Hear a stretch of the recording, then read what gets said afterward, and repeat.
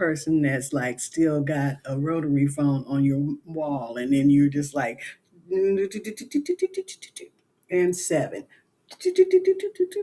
and six, and five, right? So I grew up during that era where there were no cell phones. I was talking to a friend today, and they had stopped by my office to talk about their book that they had published.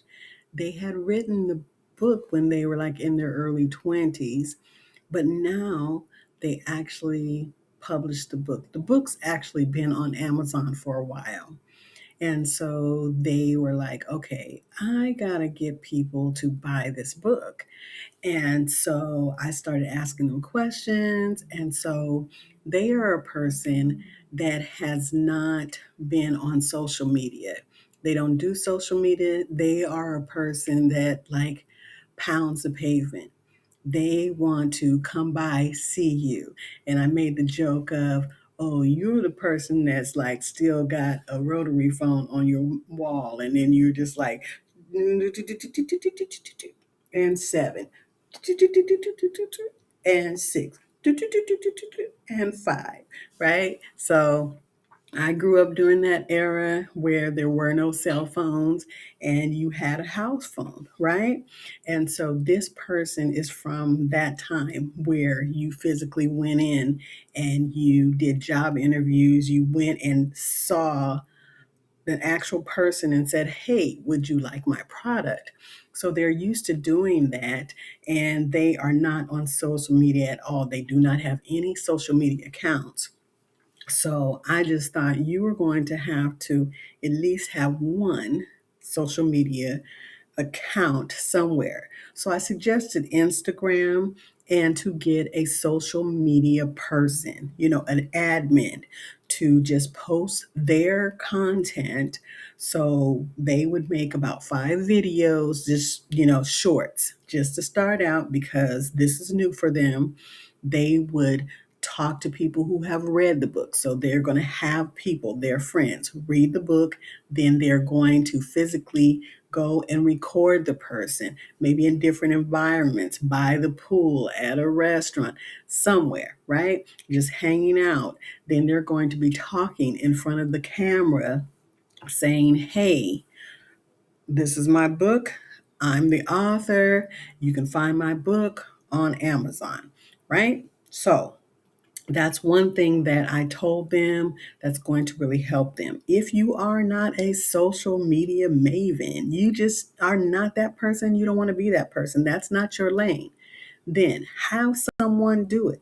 Hire someone. Now, my suggestion to him was to don't pay more than $100 for what you're trying to do. You're already going to be creating your own content. So they are just scheduling the content, the posts, right? Whatever you give them, they are just going to have it scheduled. One week, drop 5 videos. Okay, next week, we are going to have more videos. So he's going to make 5 more shorts or reels that are 1 minute or less. And then he's going to give that to his admin, and they're going to post those for the next week. Then he can have those all in rotation. And in the meantime, he can make more content, right? He can have photos of the book, but he can also have some fancy reels. If he wants to hire the admin to make him some fancy reels, he can do that as well.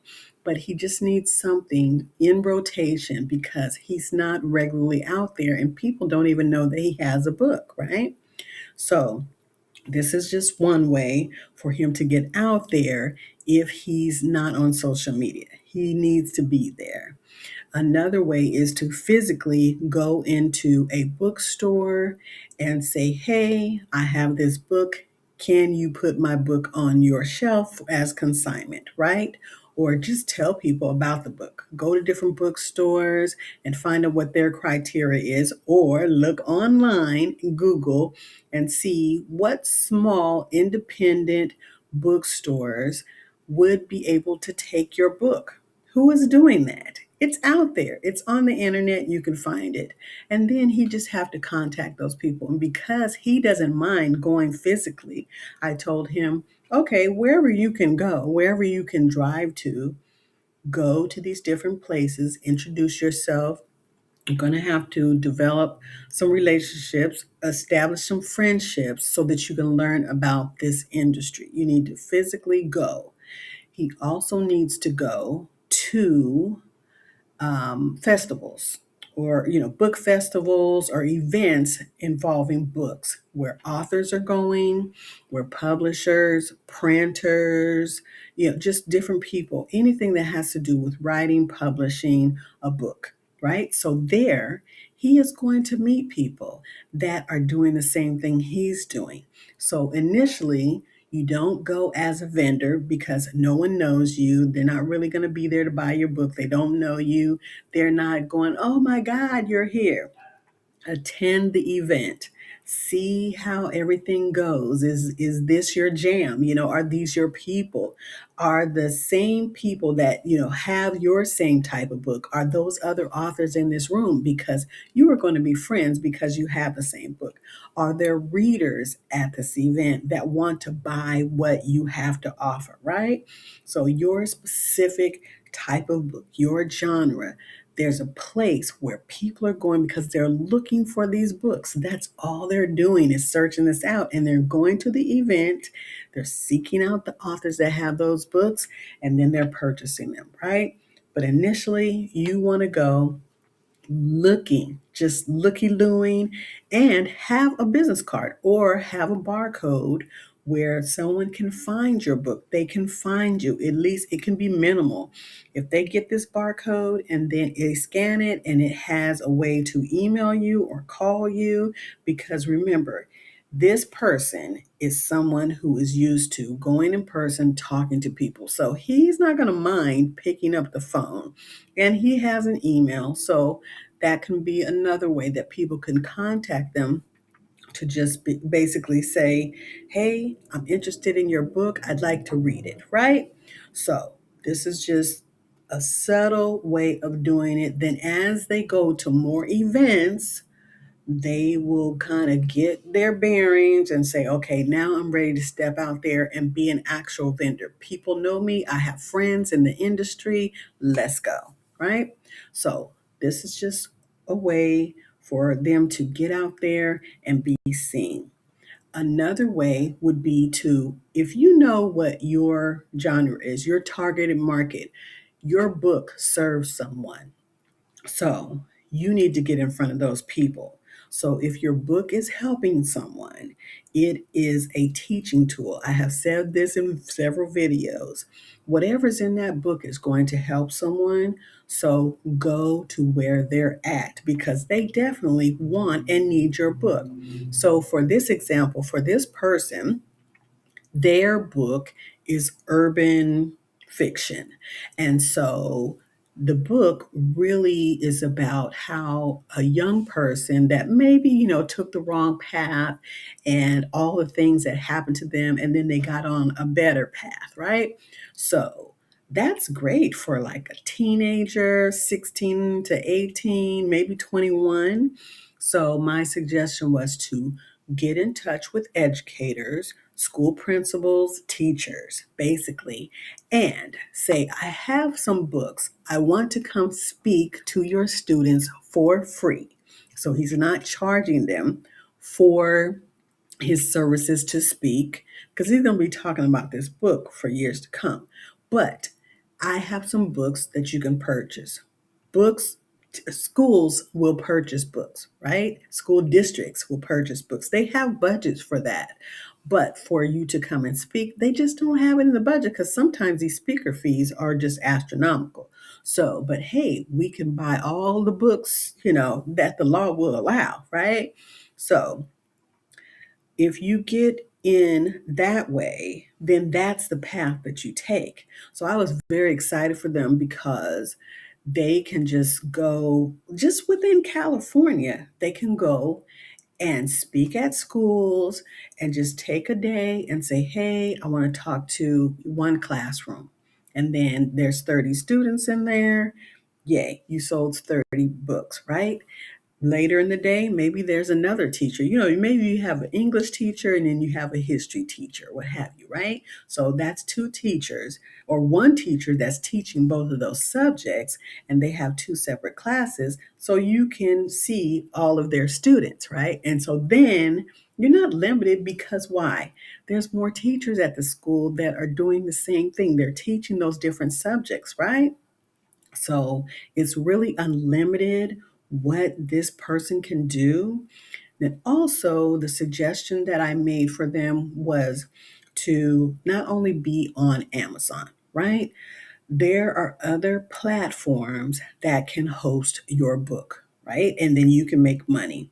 So Amazon is Amazon, right? And a lot of people go there.